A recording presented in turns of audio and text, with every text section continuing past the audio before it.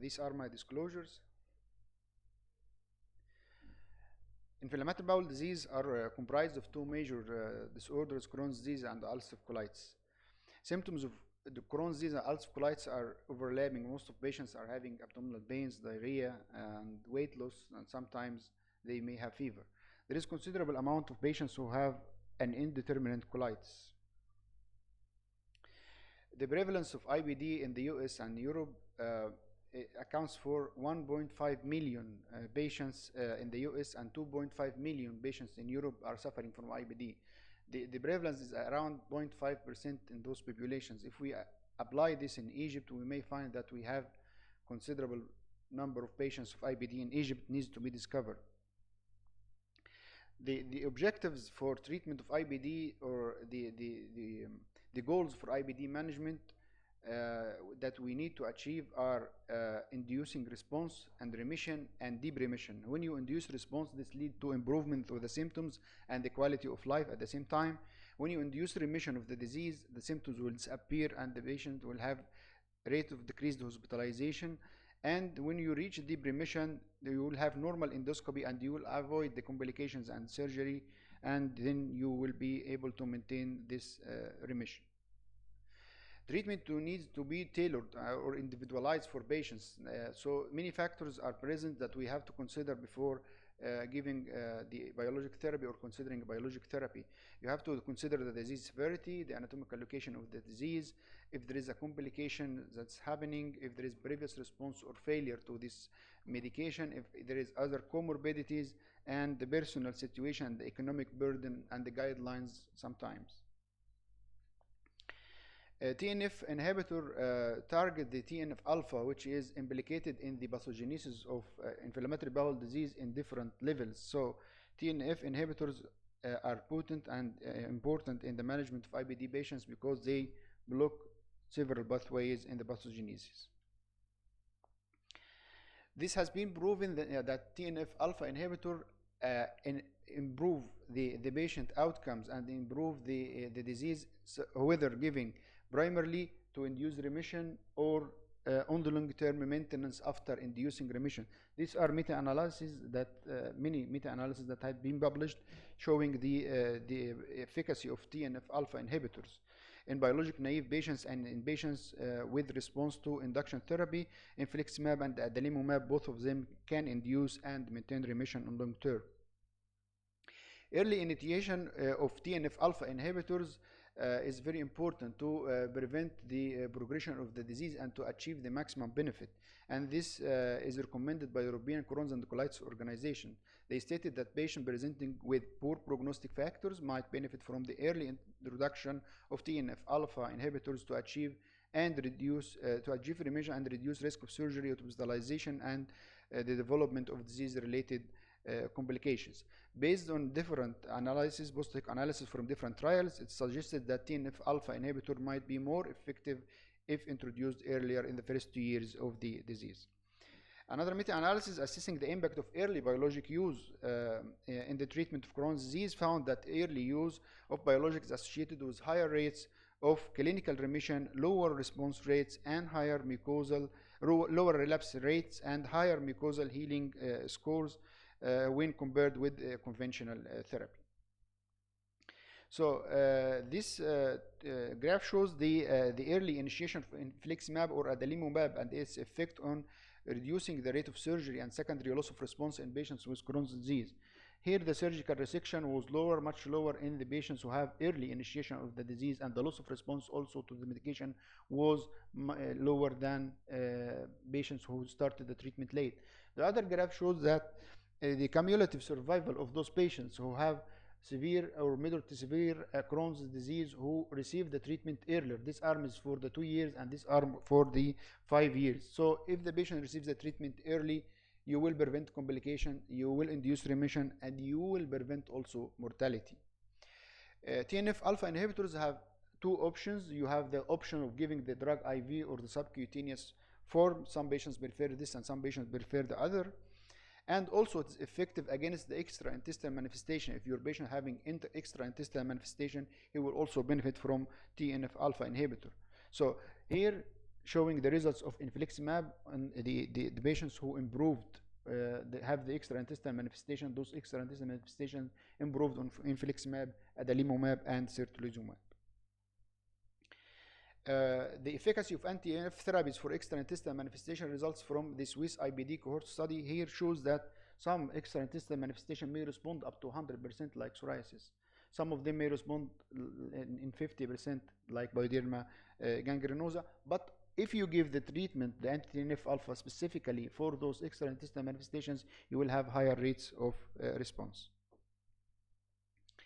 This summarized the effective induction of remission with adalimumab in Crohn's disease patients inadequately controlled in infliximab. So if the patient is receiving one TNF alpha inhibitor and he is not responding, you may also use another TNF. You don't need to switch. You still have a response that you can get from another TNF alpha. So it may work with infliximab, or if not working with infliximab, you may use adalimumab if available.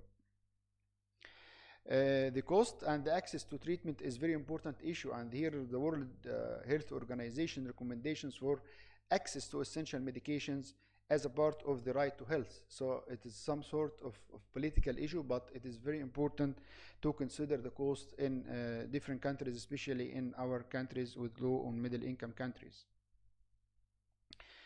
Also, the World Bank, together with the WHO, states that half of the world lacks access to essential medications and essential health services.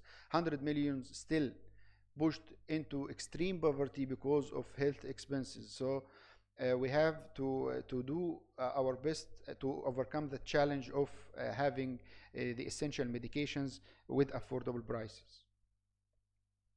These are some newsletters about the cost of healthcare in the US, in Europe. So it's not only in our countries, the low or middle income countries, but it is very important also in US and Europe.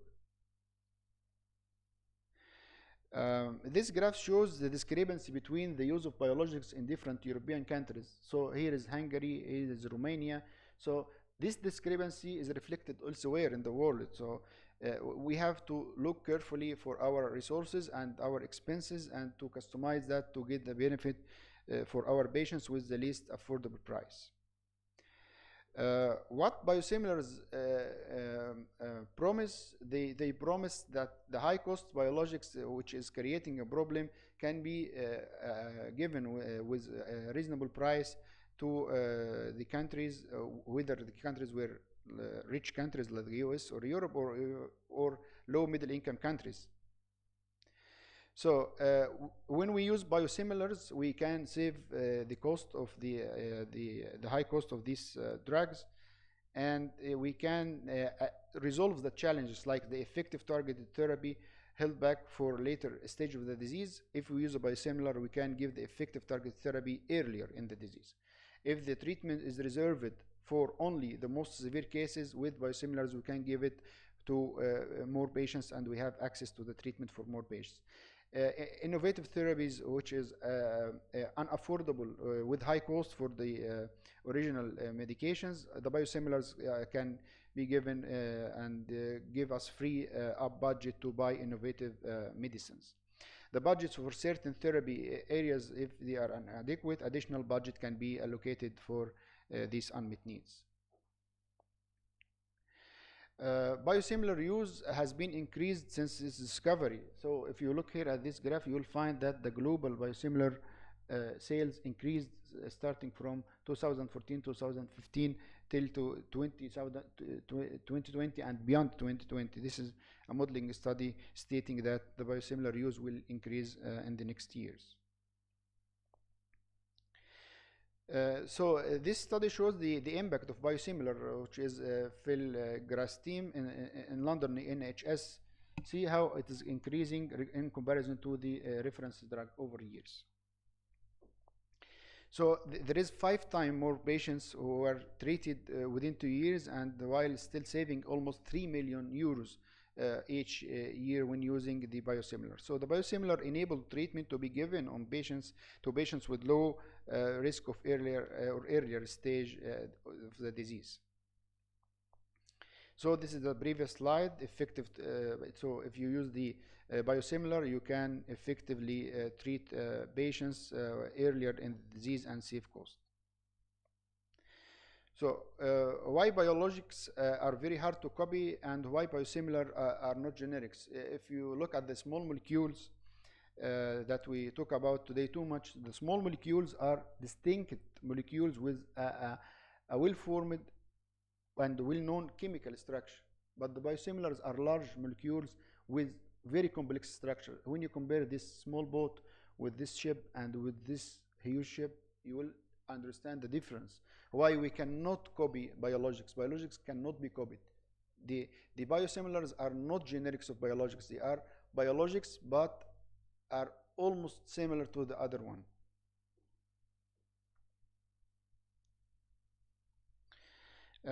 So what's the biosimilar? It is a successor to a biological medicine known as the reference medicine. So the original one is called the reference medicine. It's not original, and this is a generic one. The nomenclature is very important. So the well-known biologic that we know is called the reference biologic, and the new one is called the biosimilar. It's not a generic. It is not identical. It has few changes in the amino acids, and it matches its reference medicine in terms of structure, functional, and pharmacokinetic and pharmacodynamics, as we will show now, in addition to clinical efficacy, immunogenicity, and adverse events. These are the steps where a biosimilar is going on to be approved. The key requirements for a biosimilarity is that matching the structure and function of the originator, matching the pharmacokinetics and pharmacodynamics, matching the clinical efficacy and safety, and had the same presentation, dose, and strength, and administration method. So it goes through all the steps for approval of the drug before marketing and commercialization. It is endorsed by the European Medicine Agency and the Food and Drug Administration. They give guidance on the endpoints for biosimilar studies. Biosimilar studies has to demonstrate the similar efficacy and safety compared with the reference product, not patient benefit per se, because patient safety or patient benefit already established with the reference molecule. The same applies here with FDA. In addition to, they added a statement for the switching from a biologic to a biosimilar. The primary endpoint in switching study should assess the impact of switching on the pharmacokinetics and pharmacodynamics. So comparing now the originator with reference adalimumab and the biosimilar adalimumab, you will find that both achieve the primary endpoints and the secondary endpoints, and they show the same efficacy. Here, this biosimilar GB for Sandoz GB 2017 showed the same efficacy when compared to the reference biologic. Also, the adverse events were similar in both arms in this study. So the safety profile is the same. Who can benefit from biosimilar? Almost everybody can benefit from biosimilar. If you are living in a rich country, you can decrease the cost. If you are living in a poor country, you can give access for treatment for many patients. So if there is full access for treatment, constraints on the drug budget will decline, and headroom for innovation may be created. Where there is a partial access or with co-payment, reimbursement may become feasible, direct cost of patients may go down, and if you have no access to biologics in general, or if it is generally unaffordable, patients may get access to life-saving medicine with biosimilar because of the reduced cost. So crucially, everybody or every healthcare system can benefit from this. So the European Union reports on strategies for sustainable care place biosimilars as a central policy imperative, and the key recommendations include that European member states should exploit to the greatest extent possible policies to improve the access to affordable medications, and they mentioned biosimilar by name. So is switching between a biologic and biosimilar considered feasible and safe? Yes, there are too many studies. Science says yes. The science says that if you have a biosimilar and an original originator. So it is feasible to do that, but you have to prove this with randomized control trials, which are usually done in different diseases. We have more than 100 publications stating that switching between an originator or a biosimilar and its originator is possible. More and more data are available on switching, comparing a biosimilar with its reference. It's not only present in our specialty, but biosimilars are present in different specialties. And if you look at this graph, you will find there is a sharp increase in the studies comparing these switching methods. This trial shows the long-term 51-week data for patients continuously treated with either adalimumab or reference adalimumab, or who switched between the two drugs. They started here by screening the patients, and they allocated either to the reference adalimumab or the biosimilar adalimumab, and they put one arm continuously on adalimumab, the biosimilar adalimumab, the other arm on the reference adalimumab, and the other two arms they switched between the two medications. As you see in this graph, 4 times switches had no impact on the efficacy. Here are the 4 arms, 1, 2, 3, 4, and the lines are all going together. The safety also is the same in the all arms studies, and immunogenicity also. Immunogenicity is one of the most important parameters that we look at in these trials. This was also demonstrated in the infliximab trials, not only in the adalimumab, so multiple switches in infliximab also is possible between the biosimilar and the reference biologic. So interchangeability is possible, and it is recommended by many countries like in Finland, Germany, Netherlands, and Norway. So not only in low or middle income countries, also high income countries are recommending the biosimilars for the treatment of patients with inflammatory bowel disease. So finally, they stated that, in our opinion, switching patients from original to a biosimilar medicine or vice versa can be considered safe. So in conclusion, access to affordable care is not just a problem for the poorer nations, but it is a global health challenge. A biosimilar is a successor to a reference biological medicine for which the exclusivity has been lost. A biosimilar matches its reference medicine in terms of structure, function, pharmacokinetics, pharmacodynamics, clinical efficacy, safety, immunogenicity, and biosimilars were proven to have comparable efficacy and safety in patients with rheumatoid arthritis, psoriasis. These other indications support the biosimilarity established in our specialty. And the ECO guidelines for Crohn's disease states that patients presenting with poor prognostic factors might benefit from the early introduction of TNF-alpha inhibitors. And finally, biosimilars and IBD may help in improving patients' outcome, either through higher patients' access to the biologic therapy or earlier introduction of TNF-alpha inhibitor in IBD patients. And thank you.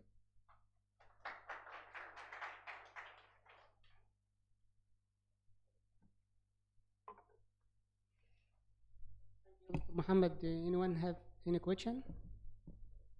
So we will proceed for next chairperson. طيب دكتورة مها معنا؟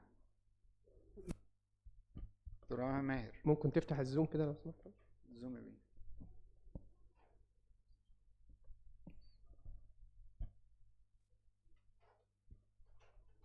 Thank you, Dr. Mohamed, for your elegant presentation.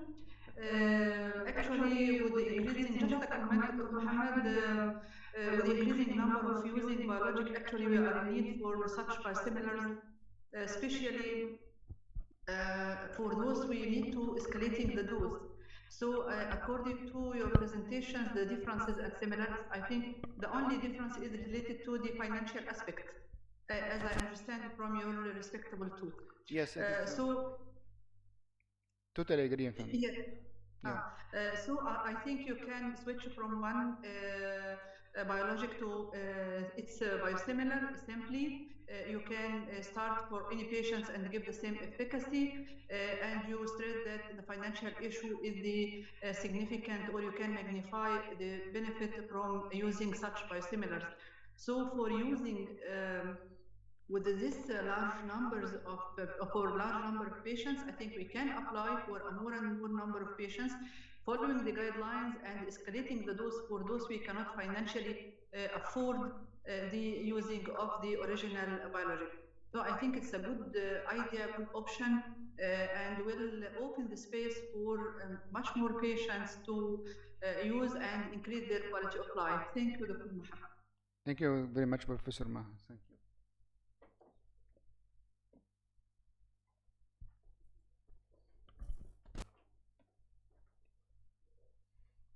We'll start the next symposium, Dr. Mohamed Alboraie, IBS Pathophysiology and Management.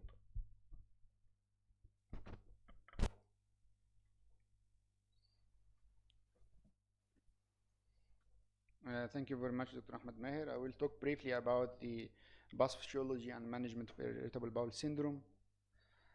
As all of us know, irritable bowel syndrome is a gastrointestinal disorder characterized by chronic abdominal pain, altered bowel habit, and the absence of any organic cause. It is the most commonly diagnosed gastrointestinal condition and accounts for approximately 30% of all referrals to gastroenterologists. The pathophysiology of IBS actually remains unclear, and it is viewed as a disorder resulting from an interaction among a number of factors. Despite multiple investigations that have been done, data have been conflicting and no abnormality have been found to be specific for this disorder. And the traditional focus has been on alteration in gastrointestinal motility and visceral hypersensitivity. More recently, they have considered the role of inflammation, alteration in fecal flora, and the bacterial overgrowth. So this also being considered in the role of food sensitivity, whether a genetic predisposition exists is also being investigated. So when we talk about different types of IBS, we have IBS constipation, IBS diarrhea, mixed type, and the unclassified type. The IBS constipation, the patient will have lumpy stools more than 25% and loose watery stools less than 25%. In the IBS diarrhea, the patient should have more than 25% hard or lumpy stools and less than 25% of bowel movements, lumpy stools. The diarrhea, the patient should have loose stools more than 25% and hard stools less than 25%. And the mixed type, they will have hard or lumpy stools more than 25% and loose stools more than 25%. So this will be a mixed type, and unclassified type or unsubtype, they will not have sufficient criteria like the others. So does IBS run in certain families? We know that there are certain predisposing factors for irritable bowel syndrome, like irritable stress, food intolerance, but there is familial predisposition in addition to inflammation and gut sensitivity and psychological factors. When you look at the situation worldwide, we'll find around 11% of the world population having irritable bowel syndrome, but only 30% of those patients come to the clinics and they complain about their symptoms. The relation between quality of life and irritable bowel syndrome, those patients have lower quality of life. Do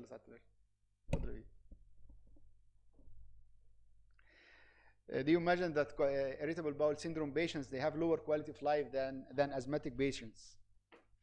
So this graph shows the parameters, different parameters of quality of life in patients who have irritable bowel syndrome and patients who have asthma. Those patients with irritable bowel syndrome have lower quality of life than patients who have asthma.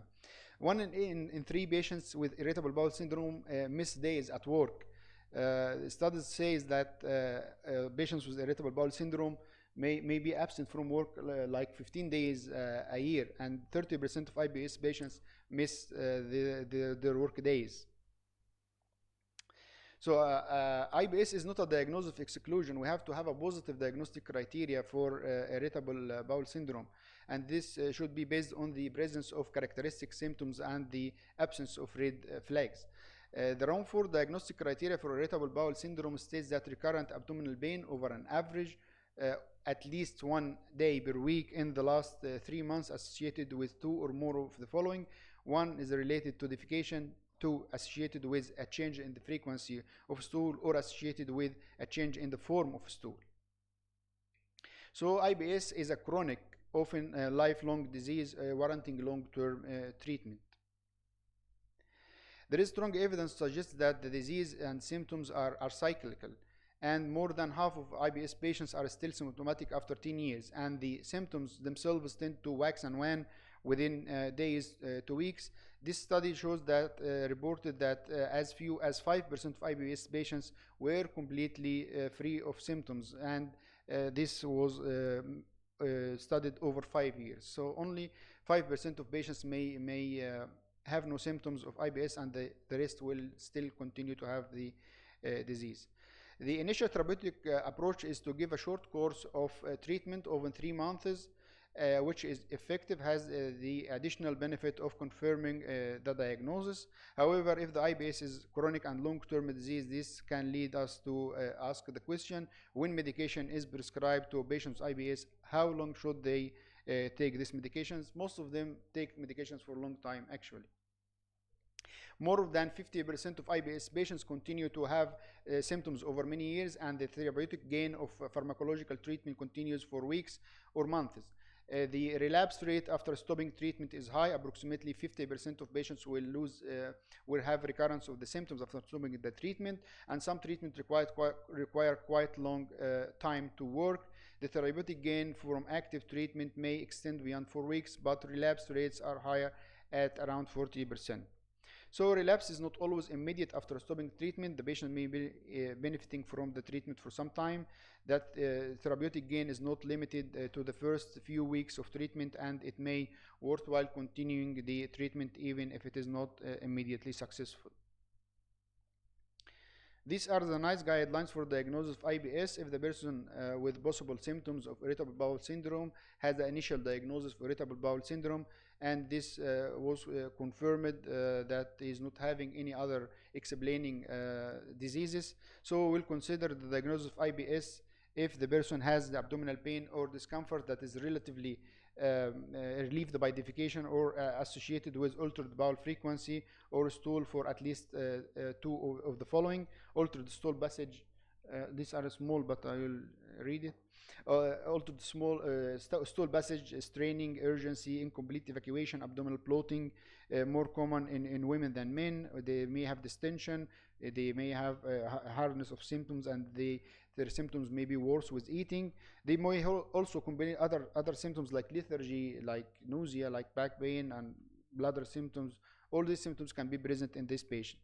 Those patients have to have fecal calprotectin is recommended only if you suspect other diagnosis, and sometimes in the pediatric population they use it, but they recommended these tests that recommended by the NICE guidelines in British Society of Gastroenterology, and the NICE guidelines recommend doing at least complete blood count, ESR, CRP, and serological testing for celiac for all IBS patients, in addition to TSH. Also TSH, Dr. Ahmed, huh? TSH also, yeah.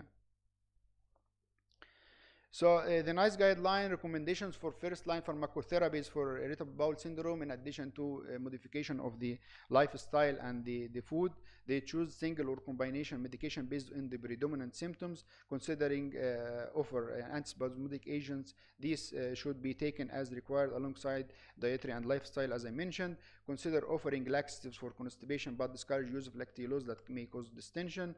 Offer loperamide as a first choice of anti-motility agent for diarrhea, and advise people how to adjust dose of laxatives or anti-motility agents according to response shown by the stool consistency, and the aim is soft, well-formed stool, which is a breast stool type 4.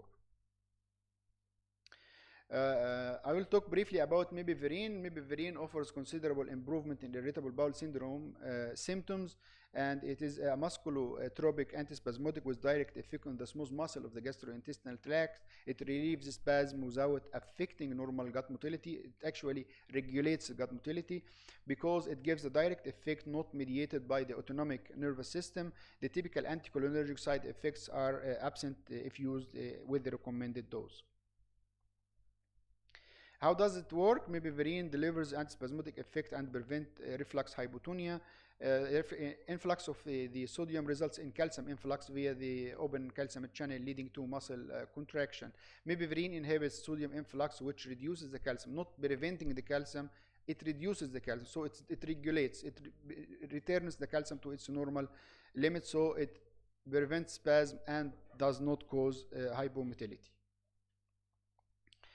So mebivarin improves diarrhea and constipation in IBS patients. So this mebivarin improves the bowel disturbance is around 80% of patients, and improves the frequency of defecation, and improves the stool consistency altogether.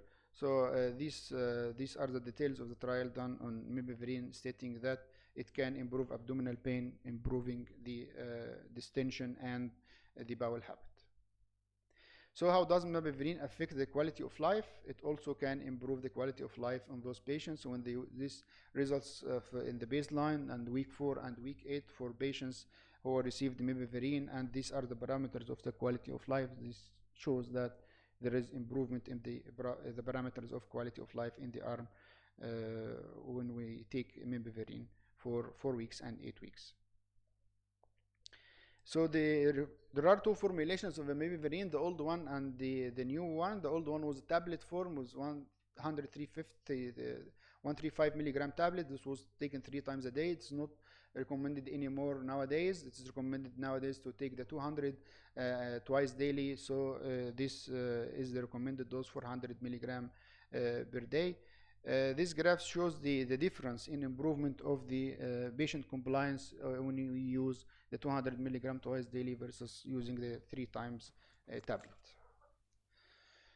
So mebivarin has been tested for more than 50 years and is available for a long time, and millions of people have received this medicine, and we have a wealth of clinical experience of safety for mebivarin, so it can be recommended as antispasmodic for patients with irritable bowel syndrome. Thank you very much.